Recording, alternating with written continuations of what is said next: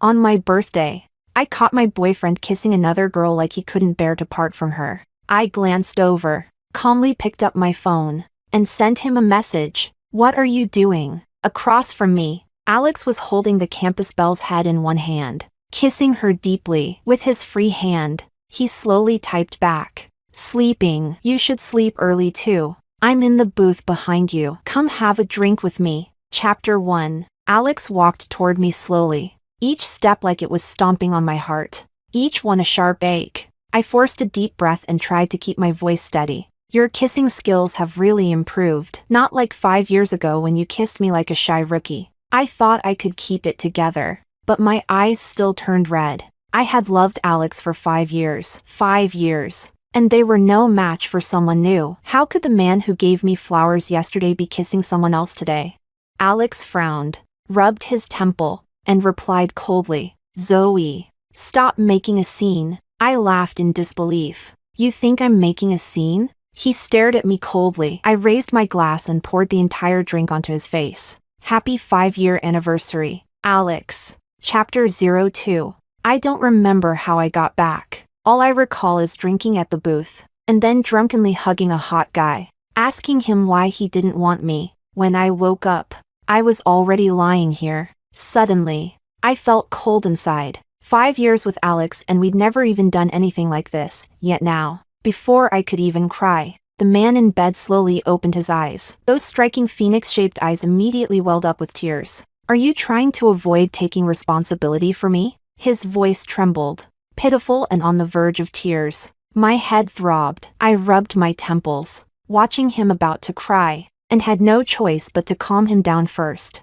No, of course not. Can you just tell me what happened last night? He raised an eyebrow. What's this? Big sister doesn't want to admit it now?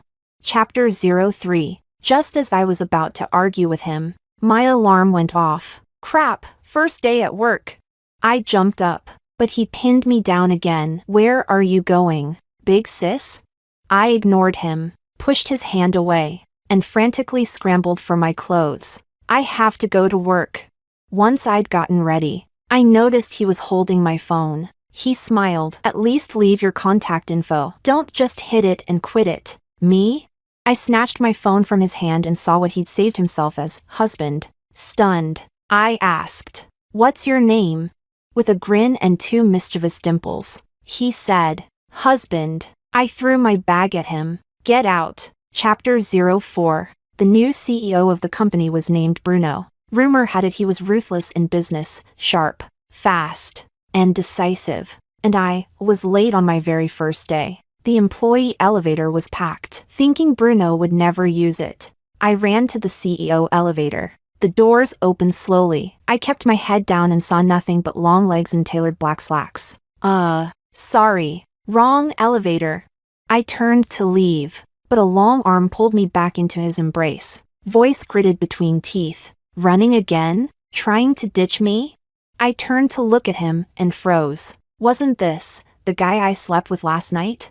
Chapter 05. Just as I was mentally preparing to flee, Bruno's assistant Zhang spoke up. Sir, she's just a regular employee. Sharing the elevator with us might be inappropriate. I nodded frantically. Bruno, still holding me close, didn't loosen his grip. He looked at Zhang coldly. Got a problem with it?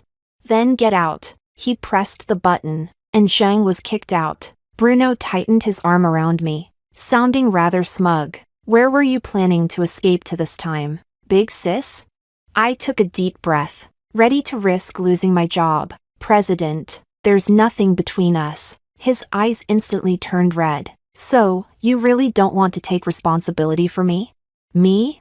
Chapter 06. The elevator reached the top floor without further incident. As the doors opened, I nearly went numb. I had finally managed to get rid of Bruno, and now I just wanted to post on Quora. Any thrilling life experiences? Yes, I slept with my boss. Anything more thrilling?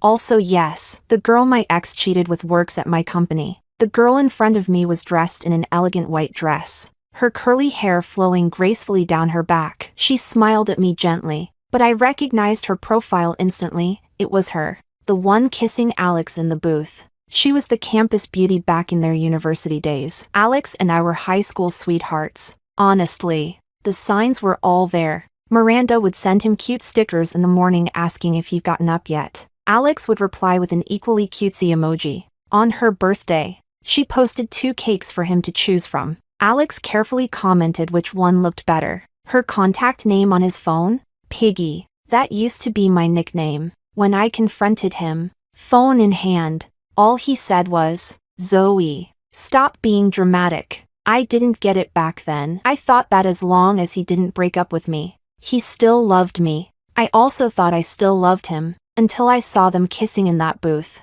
There was still a dull ache in my chest, but I knew clearly now. I didn't love him that much anymore. Chapter 07. I nodded at Miranda and headed straight for my desk, only to find it a total mess. Coffee had spilled all over it, soaking my documents and staining the papers. The pages were wrinkled and shoved into a soggy pile in the corner. I quickly grabbed some tissues to clean it, but the coffee just kept spreading, splashing even onto my coat. I clenched the tissue in my hand and swept my gaze over the room. Who did this? Miranda blinked like she just noticed, flashing me an apologetic smile, those shallow dimples, that fake innocence. Ugh. Alex always had a thing for pretentious coquettes. She stepped forward with a tissue, pretending to help me wipe the desk. Sorry, I bought coffee for everyone earlier and didn't realize yours wasn't stable. I guess it spilled. No worries. I smiled, picking up the half-full coffee cup and pouring it all over her pristine white coat. Oh, so you're saying it wasn't on purpose? Did you just now remember to help clean it up? Or were you waiting for me to see it myself so you could step in and play the good girl?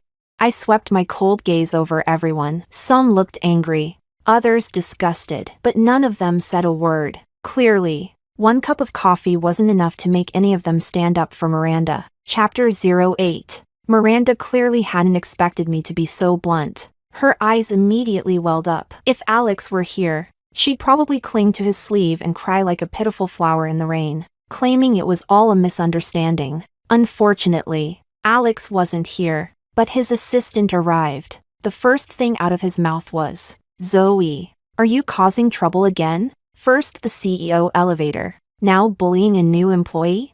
"Ha, I'm not a new employee." He glanced at the messy desk and seemed to understand. He gave Miranda a soft glance before turning to me with a gentler tone. "Zoe, let's just let this go, okay? Alex is one of our top clients. He asked us to take good care of his girlfriend." Oh. Alex used to hate pulling strings, but for Miranda, he suddenly makes exceptions?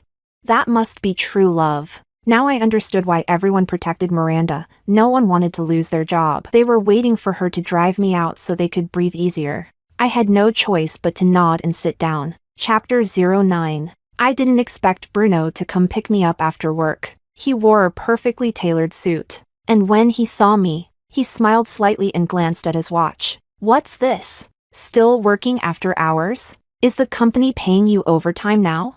I forced a faint smile. I didn't tell him that Miranda had dumped a bunch of planning work on me that wasn't even mine, which was why I couldn't leave on time. Since I never intended to get involved with Bruno, I didn't want to burden him either. I just took it as an opportunity to grow stronger. But Bruno wouldn't leave. He sat on the edge of my desk, long legs crossed, and blinked at me. "Why the long face? Who upset you?" Suddenly, I felt so wronged. My chest ached with sourness, but I forced myself to swallow the tears and shook my head. "It's nothing. I just suddenly want some caramel pudding." He curved his lips into a smile, but there was no warmth in his eyes. A grown woman still craving sweets. Huh? I didn't respond. Bruno glanced at his watch again and said coldly, "Emergency meeting now. Everyone must attend." In the conference room, Bruno sat at the head of the table, his face cold and expressionless, fingers tapping lightly against the tabletop. "Zoe isn't leaving until she tells me who gave her a hard time. Nobody else leaves either." Everyone exchanged panicked looks before shifting their gazes toward me, some with fear, some pleading. Despite Miranda's darkened expression, I insisted nothing was wrong. Just then, the door opened, and Alex walked in. He frowned slightly when he saw me, but quickly turned his attention to Miranda. Softly, he said, "Why are you still at the office? Bruno's face turned grim. Who let you in? Alex stood tall, expression icy. Is it a crime to pick up my girlfriend after work? Oh really? With that attitude, you look more like someone trying to buy out the company. Alex's eyes narrowed slightly. He reached for Miranda's hand, intending to leave with her, but Miranda instinctively glanced at Bruno. When he looked back at her with thinly veiled irritation, she shuddered and quietly sat back down. Alex, you go ahead. Alex looked displeased but said nothing. Bruno remained lazily seated in his chair, hands folded, watching them with a casual, condescending air. Go on, he said. Did I stop you? He gave permission, but Miranda didn't dare to move. Then Bruno stood and walked toward Alex. The sound of his leather shoes dragging across the floor felt like poetic justice with every step. Alex, control your woman, or I will. He then turned to me. This time, I smiled, genuinely. Only then did Bruno wave his hand lazily at the others and say in a deep, calm voice, meeting's over. As I picked up my bag and passed by Alex, he suddenly muttered coldly, Zoe, if you dare to go after Miranda again. He paused. Then his voice grew colder. Don't blame me for being ruthless. I stared at him for a long time. What once felt like heartbreak and sour disappointment had now numbed into nothingness. I had been with Alex for 5 years. Yet somehow, it felt like I was only truly seeing him for the first time now. 5 years ago, during a blackout in evening study hall, Alex had poked my arm. When I turned around, he handed me a small folded note. On it was his confident, youthful handwriting. Zoe, do you want to be my girlfriend? 5 years later, that same boy stood before me, holding another woman's hand, saying coldly, Zoe, don't blame me for being ruthless. As Alex was about to leave with Miranda, I called out to him. Only a few coworkers had trickled out of the office. Most had chosen to stay and watch the drama unfold. And when I called his name, it was obvious their interest had been reignited. Alex turned around, his brow furrowed in clear annoyance. I took a deep breath, forcing myself to stay calm. Alex, we got together 5 years ago. 4 years ago, you met Miranda. On my birthday not long ago, you were kissing Miranda in a lounge booth. On Valentine's Day, you said you had a late-night meeting with your advisor, yet you came home with a scarf smelling like Nile perfume. Miranda subconsciously took a step back. Of course, she was the one wearing Nile. On Miranda's birthday, she posted a WeChat story thanking friends for her party. But that same day, you told me you were in a meeting. If it was just a friend's party, why lie? And Miranda, I turned my gaze toward her. I'm really flattered that you think so highly of my boyfriend. A broken light bulb? Didn't think to call maintenance, but instead asked him, can't choose a birthday cake? Ask him again, necklace shopping? Send him the link for his opinion. You even sent him photos of your bras, asking which color he liked better. I dropped my gaze to her chest. So, are you wearing the one Alex picked for you today? The office was mostly women. Everyone here was sharp. And now, their gazes toward Miranda were tinged with obvious disdain. Miranda always wanted everyone to know about her relationship with Alex. Fine, let's make sure everyone knows, loud and clear. Even though Miranda's expression turned ugly, Alex's remained indifferent. What exactly are you trying to say? He asked. My heart ached. My hand behind my back dug deep into my palm as I forced a bright smile onto my face. I'm saying, I don't love you anymore, Alex. I thought he'd just walk away. I thought he'd nod coldly and be done with it. But in that instant, something behind his eyes seemed to crack, something he probably didn't even realize was there. His eyes reddened as he looked at me for a few moments, and then, he turned and walked out of the office. I didn't understand why he seemed sad. Maybe even he didn't understand it. 5 years is a long time to share a life with someone. So long. In fact, that when Alex merely furrowed his brows, I used to know exactly what he was thinking. But when he decided to leave me, at least in that moment, he believed his life would be better without me. And that moment?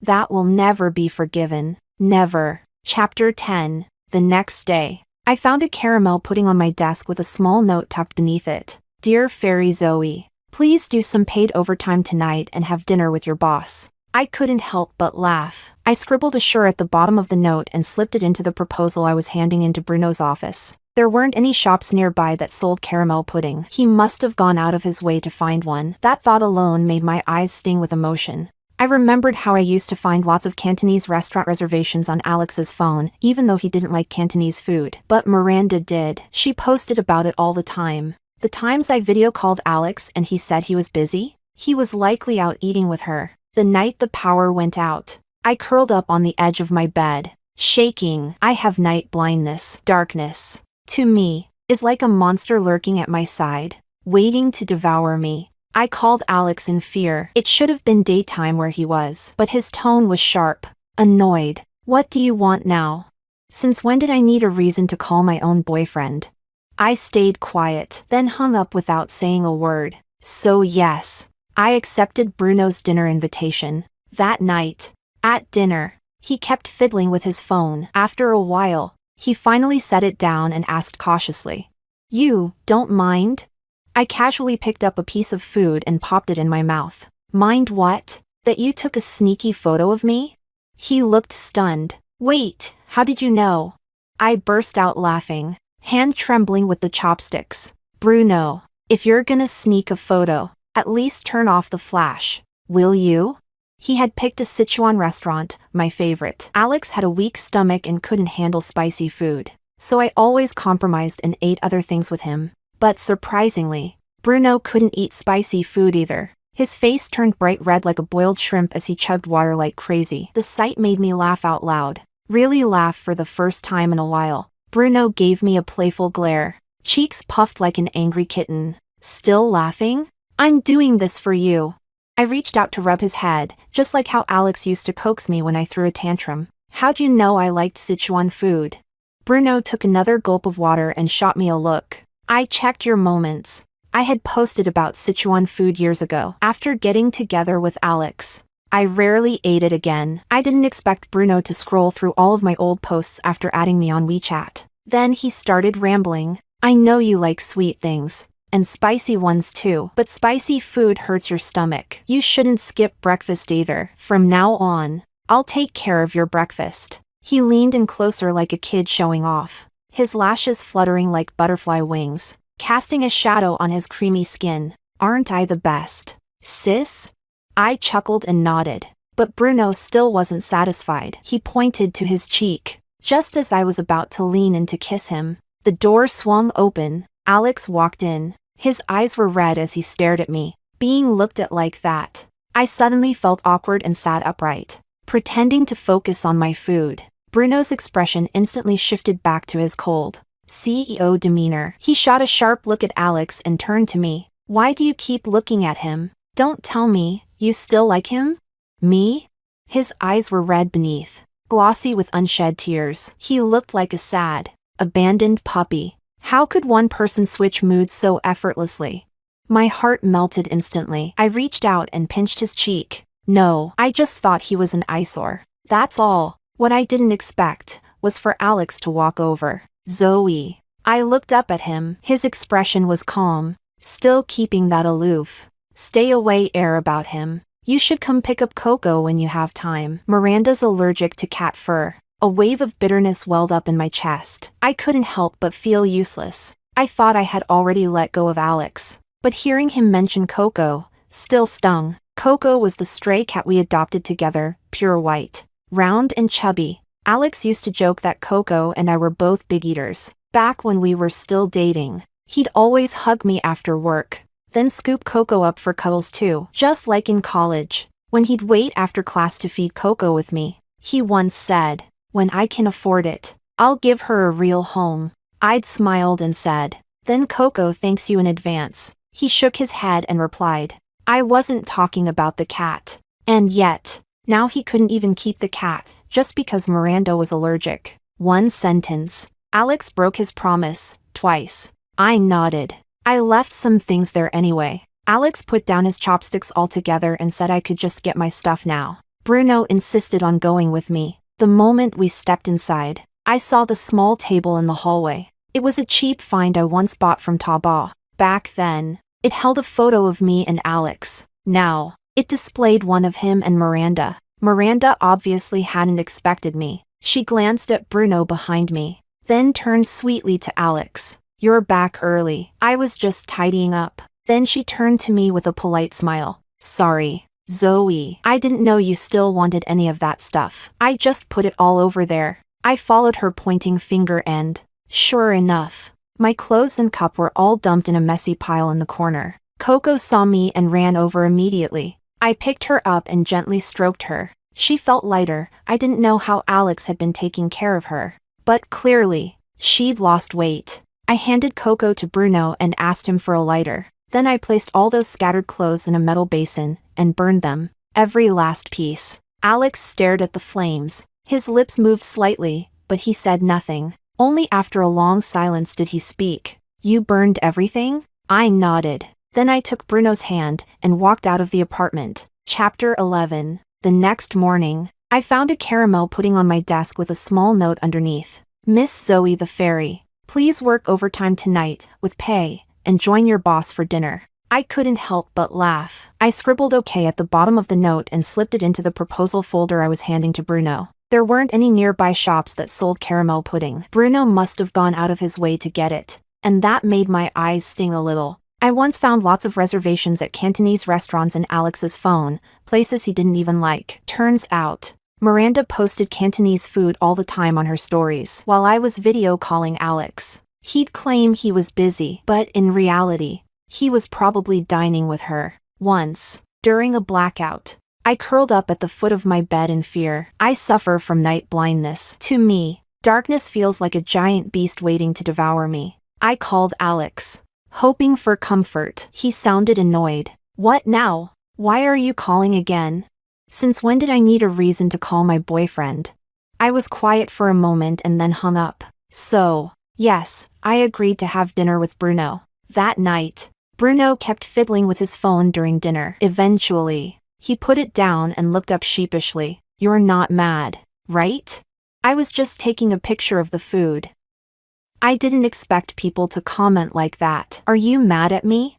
I sighed and reassured him. He smiled with his little tiger teeth, so cute and sunny. Even through the phone, the curtains fluttered gently in the night breeze. Moonlight spilled across the bed like silver dust. Then, I blurted out, "Bruno, let's be together." A second later, I heard the loud clack of a phone dropping on the floor. I was speechless. Half an hour later, Bruno sent a WeChat message. "Come downstairs." I threw on a coat and ran outside. He was standing by the car with a bouquet of roses in hand. When he saw me, he smiled and handed them to me. The breeze ruffled his fringe, and his eyes sparkled like stars. Isn't a confession supposed to start with flowers?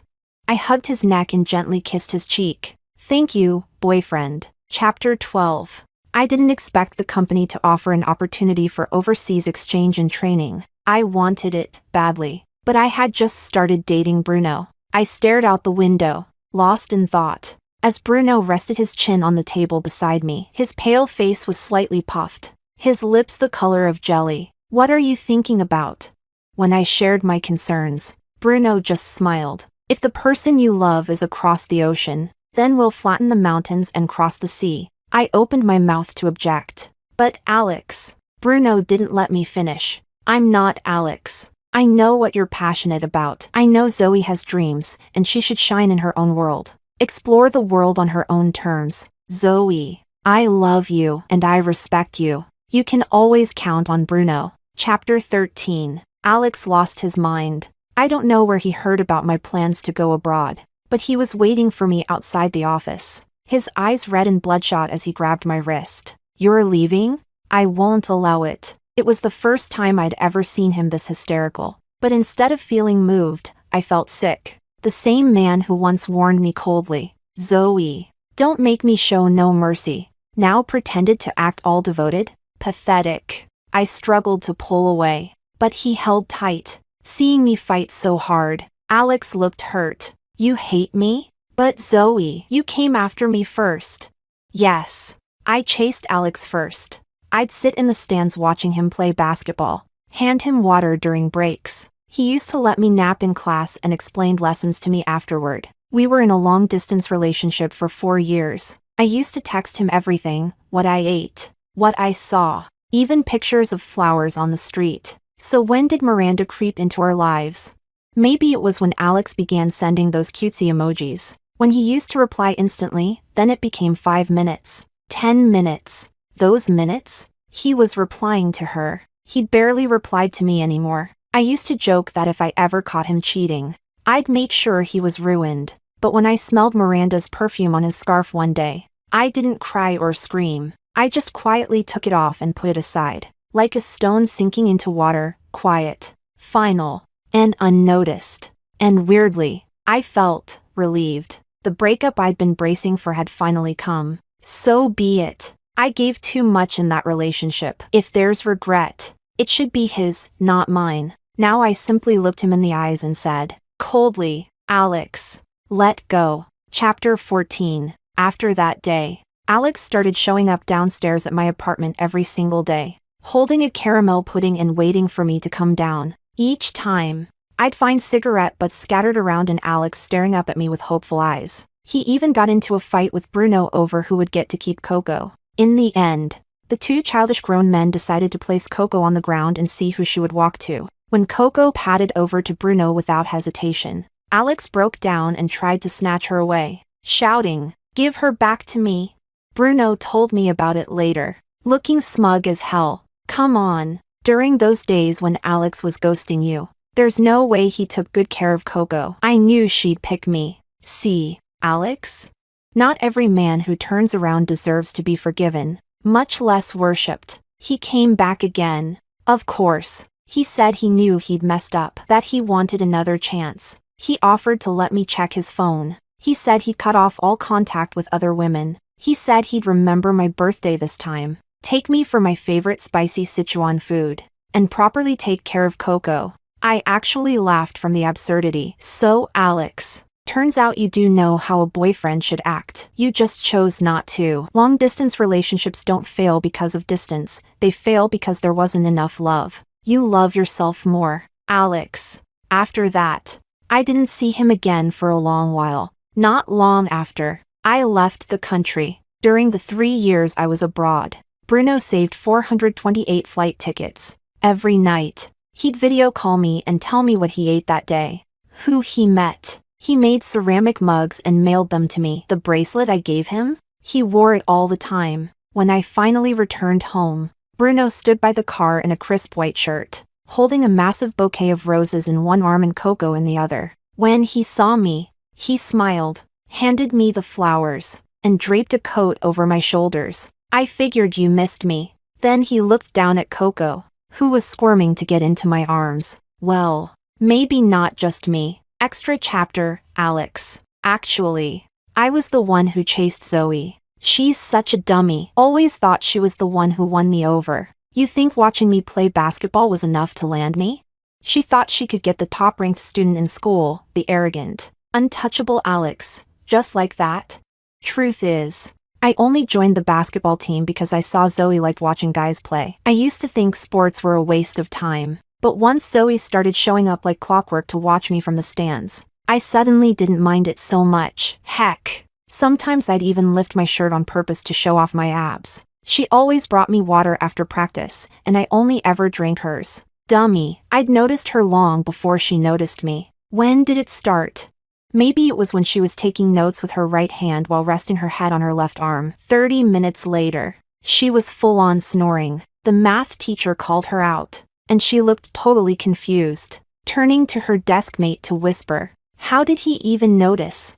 Sitting in front of her, I couldn't help but laugh. The teacher gave me a stern look but didn't say anything. I tore out a sheet of paper and passed it back to her. If you don't get something, just nap. But snoring? Come on, that's next level. When I turned around again, her cheeks were bright pink, like a ripe apple. I wanted to bite her. Zoe was always hardworking, and no, I don't mean just at sleeping. Don't twist my words, or Zoe will punch me. She really did work hard, always chewing on her pen while grinding through math problems, even when she didn't get anywhere. God, she was so adorably dumb. So I simply let her sleep. I told her I'd explain the lesson after class anyway. It would reinforce my own memory. I mean, compared to listening to our Mediterranean-looking math teacher drone on. Wasn't it better to have one-on-one tutoring from the campus heartthrob? If Zoe knew what I was thinking, she'd totally scold me for being shameless. That's how I spent 3 years of high school with Zoe, until the college entrance exam ended. And during one of our reunion night classes, the lights went out. I secretly passed her a note. Zoe, be with me. And just like that, I tricked her into becoming my girlfriend. We got into 2 different colleges, mine in the far south, hers in the far north. The day we received our acceptance letters, I sat downstairs from her place and smoked all night. I told her, Zoe, what should I do? I won't be able to see you. Zoe froze, eyes turning red as she gripped my hand tightly and said, if love is separated by mountains and seas, then mountains and seas can be crossed. She smiled, and so did I. Fireworks exploded in that moment, brightening the sky like the promise of our future. That long night, that was the path we walked hand in hand. In college, I often went to see her, but back then I had nothing. My wallet was emptier than my pride. Once, after taking the cheapest train to visit Zoe, I had no money left for a cab, so we cuddled together in the waiting room, trying to keep warm, watching Zoe huddled in my arms, blowing warm air into her hands. My heart ached. I said, Zoe, let's get married after college. She froze, then nodded heavily, to afford train tickets and the bouquet of roses she loved. I worked every job I could find. I delivered packages at the campus pickup station, served food in the cafeteria, and even delivered takeout. But sometimes love can't cross mountains and seas. The distance was real, the gap was real. When she cried over there, I couldn't wipe her tears from here. I missed her so much. But Zoe had her projects. I had my research with my advisor. If the heart is a raging sea, then emotions will eventually flood it. All that bottled up love had to go somewhere, didn't it? That's when Miranda appeared. I first met her while working the food line at the cafeteria. At first, I didn't think much of it, but for 2 whole months, she kept showing up at the same window, until one day, she actually threw up from eating the same food. I handed her a tissue and asked, why do you keep doing this? She smiled and said, for you. Miranda was beautiful, always in white dresses, delicate and gentle, like a scene out of a serene novel. Everyone knew she was chasing me. They'd joke and say I was lucky. Only my roommate frowned and warned me, don't forget you have a girlfriend. But by then, I couldn't hear him anymore. Miranda once gave me a cute little rabbit. Its red eyes reminded me of Miranda when she cried. She would always wait for me to finish work and then softly ask, want to go for a walk with me? We'd stroll beneath the wisteria-covered walkway. Zoe messaged me once saying, I'm done with work. I hesitated for a second, then turned off my phone. After the walk, Miranda held milk tea in one hand and gently reached for mine with the other. I didn't pull away. I didn't resist. It was just holding hands. I thought there was no need to hurt her feelings. After all, no one could ever replace Zoe. But things change, bit by bit. Everything spiraled out of control. Miranda sent me good morning messages every single day. I always replied. Once, I didn't see it and replied late. She got all teary-eyed and threw a fit. After that, I marked her as a priority chat. She was silly but cute. I wanted to nickname her Bunny, but without realizing it, I typed pig. Zoe loved spicy Sichuan cuisine. Miranda preferred the lighter Cantonese style. During the 4 years of college, I constantly accompanied Miranda to Cantonese restaurants. Eventually, I couldn't handle spicy food anymore. So when I saw Zoe again, I took her to a Cantonese restaurant, pretending not to notice the disappointment in her eyes. Miranda always looked sweet and innocent, but she was incredibly seductive. She liked nibbling my ear in library corners, stealing food off my plate, and pretending to be weak so I'd carry her on my back. I'd be lying if I said I wasn't tempted. It's not like I never considered breaking up. My relationship with Miranda was real, but the ambiguity with Zoe had lasted 3 years, and we'd been in love for 5. 8 years. Zoe was my entire youth. I still felt my heart race every time I saw her. As for Miranda, she was just a distraction when I felt empty. But I never expected Zoe to find out. That night I met with Zoe. Miranda was wearing my shirt and sitting on my lap. I pushed her away. I kept telling myself we were just friends. I rejected her. Nothing happened. That should be enough, right? Miranda liked the Hermès Un Jardin sur le Nil perfume. Zoe didn't like perfume. She drooled in her sleep, hated celery, was afraid to go downstairs at night, and was adorably dumb. She was alone. How could I feel at ease? I hated this indecisive version of myself, just like I hated my roommate Bruno. I hated how he once reminded me I had a girlfriend, as if I needed him to tell me. I hated the way he looked at me with disdain after I got together with Miranda. He had seen Zoe. He admired Zoe, but Zoe never looked at him twice, and that made me feel oddly satisfied. Still, I genuinely hated when Bruno said, "If you're not going to take care of her, then I will." I didn't need him to take care of her. Zoe and I were going to get married. On her birthday, when I was celebrating with her, Miranda sent me a message. "I'm drinking. Some guys are bothering me. I'm scared. I miss you." She sent a photo from a dimly lit bar, empty bottles scattered in front of her. I couldn't help but worry. Zoe asked what I was thinking. I smiled and wiped cake on her nose. "Of course I'm thinking about how to make your birthday special." But Zoe didn't smile. She looked at me with clear, piercing eyes, like she could see right through me. I hated that look. It made me feel like all my dirty secrets were laid bare. I made an excuse and left to find Miranda. In the booth, she reached up and kissed me. I thought about pulling away, but I didn't. I suddenly wanted to punish Zoe. She was wearing that scarf she knitted for me, the same one I'd sprayed with perfume. She knew, and she said nothing. I hated her cold, composed demeanor. Some part of me wanted to shatter her pride, rip her calm to shreds. I wanted her to beg me, to say she loved me, that she couldn't live without me. So I grabbed Miranda by the back of her head and deepened the kiss. That's when I got Zoe's message. "What are you doing?" I typed, "Sleeping. You should sleep early too." Seconds later, another message came in. "I'm in the booth behind you. Come clink glasses with me." I turned around. Zoe was there. She was crying and smiling at the same time, swirling the wine glass in her hand. In that moment, I knew Zoe and I were done. But I didn't want that. It had been 8 years. I was convinced that Zoe couldn't live without me. I believed she'd come back to me, so I didn't explain anything. I just pulled Miranda away from the scene. What I didn't expect was that Bruno had seen everything. He followed us that night. I didn't expect that Zoe would cry in his arms, that they'd get drunk, that things would happen between them. None of this I saw coming. Just like I never imagined I'd walk with Zoe through our youth in school uniforms, only to never reach the day when we'd grow old together. Bruno took what was mine. I heard they got together. And I broke. I started going to Zoe's favorite Sichuan restaurant every day, waiting for her. I finally saw her again. I wanted to say, "Zoe, let's go home. I know I messed up. Come see Coco. She misses you." So do I. But when I saw her leaning in to kiss Bruno, rage almost burned me alive, and what I ended up blurting out was, "Take Coco with you. Miranda's allergic to cats." Truth was, Miranda wasn't allergic to cat fur. I just wanted Zoe to hurt as much as I did in that moment. Zoe didn't even hesitate. She took Coco and burned everything we once shared. Even the scarf she had knit for me with her own hands.